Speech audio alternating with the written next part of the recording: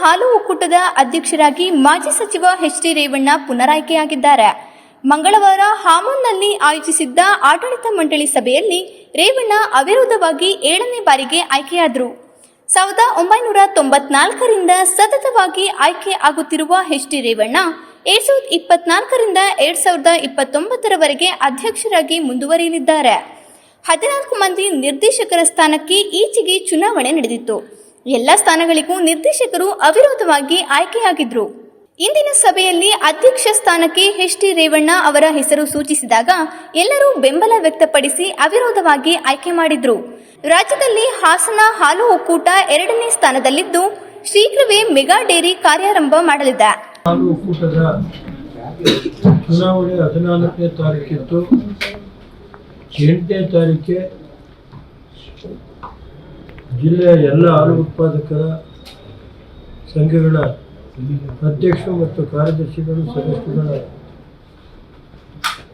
ಒಂದು ಸಹಾಯದಿಂದ ನಮ್ಮ ಚುನಾವಣೆ ಅವಿರೋಧ ಆಯ್ಕೆಯಾಗಿದೆ. ಹಾಗೆ 8ನೇ ತಾರೀಕು ಅಧ್ಯಕ್ಷ ಚುನಾವಣೆ ಇವತ್ತಿನ ದಿನ ನಿರ್ದಿಷ್ಟಪಡಿಸಿದ್ದು.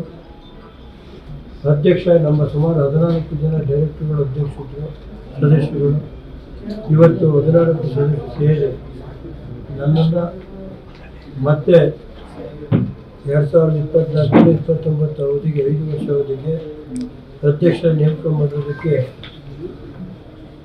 ನಾನು ಅವರಿಗೆ ಕೃತಜ್ಞತೆ ಸಲ್ಲಿಸ್ತಾ ಇದ್ದೀನಿ.